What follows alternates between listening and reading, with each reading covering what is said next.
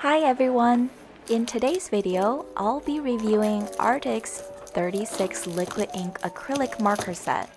Thanks to Arrtx for sending me this set. I've always enjoyed drawing with their markers and I honestly can't wait to try these new markers. They have a different form factor compared to the original high adhesion sets and their SimTap sets. The package comes in a sturdy box with 2 trays. Each marker has these super cute clear flower-shaped windows for you to see the ink inside. Similar to the original high adhesion sets they have, these markers do not need tapping from behind to release the paint. Each marker nib is already saturated with a bunch of paint, so despite the instructions, you can actually already start using them as is. They do have more ink compared to the regular set, and you probably do need to shake them when the nib isn't saturated with paint anymore in order to release more paint. Just like all of their other lines of acrylic markers, I find the paint to be super vibrant and colorful. Some of the colors are less opaque compared to the others, which could be used for layering on top of one another to achieve the stained glass effect. I thought it would be pretty fun to pick out all of the primary and secondary colors from each set I received to just see how they differ. You can see that the liquid ink set is considerably smaller in size. They're shorter and thinner, which makes it easier to hold. Especially because my hand is pretty tiny, I definitely prefer the grip I have with these markers. I also like the design of these markers better. Although they are all plastic markers, somehow these feel a bit sturdier and nicer. I would say in terms of build quality, these do feel superior in my hand. Could just be because I have small hands though. Although the SimTap markers also feel quite premium in my hand, they are just so big and bulky to hold. The SimTap markers require shaking and pressing to release paint, and their nibs feel the softest or fattest. It's quite hard to control and make thin lines with them. I find the original high adhesion set to have slightly harder nib, which makes them a lot easier to control. The liquid ink nibs are smaller but also softer. You'll need a steady hand, but thin lines can be achieved with these. I think the fact that it's easier for me to hold these in my hand also helps. Because these markers come in different sets and labels, it's hard to compare the colors, but a lot of these definitely are quite similar to my eyes with slight variations, and you can probably see them in the blue and the purple. I picked the wrong yellow to swatch for the liquid ink set, but if you compare the second one to the other 2 yellows, they're pretty much the same shade. So I was really excited after I unpackaged them. So I actually drew 2 small portraits with these markers before I started filming this video. I usually start my drawings with a color that's mid-tone. I use it to sketch out the main features of the face. That's usually the boundary, the main shape of the hair and face, as well as eyes, nose, and mouth. A lot of people were requesting under my shorts that I should draw a particular person, but usually I honestly just browse around the internet and find random reference photos or sometimes an ad, and I draw whatever I find.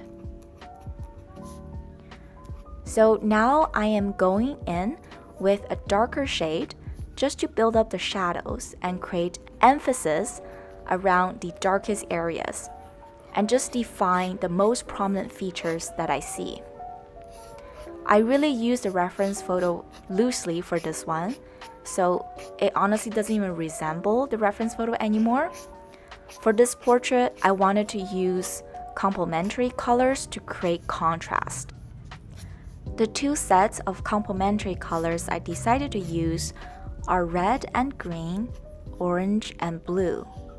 After laying down blue as the darkest shade, I'm now adding more colors to her face to build interest.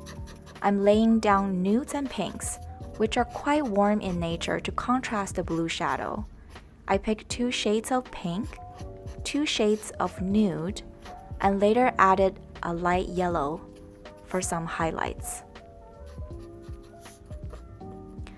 I would say aside from her shirt, which I used a few blues, the strongest and most used blue shade in this drawing is the darkest in tone.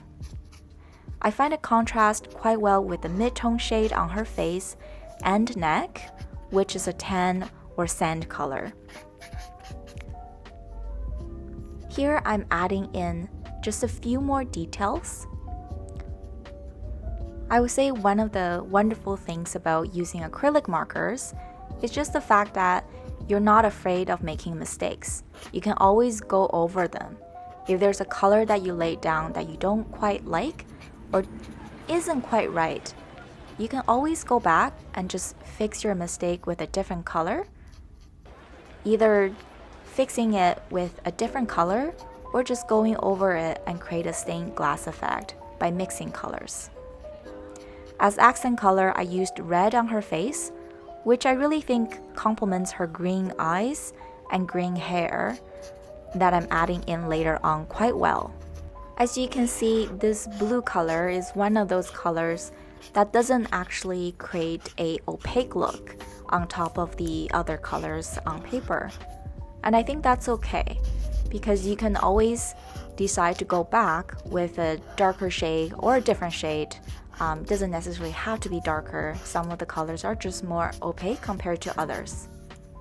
I think the more I get to experiment with these markers, the more I know which marker is more opaque and which marker is less opaque and can be used more for mixing to create that stained glass effect. I definitely rushed over the neck area a little bit. I really decided to make the face and the hair a focal point, and I decided to just spend more time in that area. So a rule of thumb to create contrast or interesting compositions or interesting opposing colors is to use either vibrant versus more muted colors to create that contrast, or use complementary colors. So one of the things I like to do is definitely use the more muted colors as the transition shades. So you can see that I did that with her face as well as her hair. Some of the more muted colors, they're just there as transition or mid-tone. They don't really stand out, but the darkest shades are actually quite vibrant. So the apple on her head also has complementary colors. Although it is primarily red, I used a green as the shadow. To tie in the apple with the portrait, I decided to use the same blue marker to depict shadow, as well as the stem of the apple. I would say in illustrations in particular, a lot of times we don't want the shadow to recede to the background, so we use a bright color to depict the shadow, or complementary colors in this case. What do you think? Do you like how it turned out? Let me know if this is something that you want to try as well.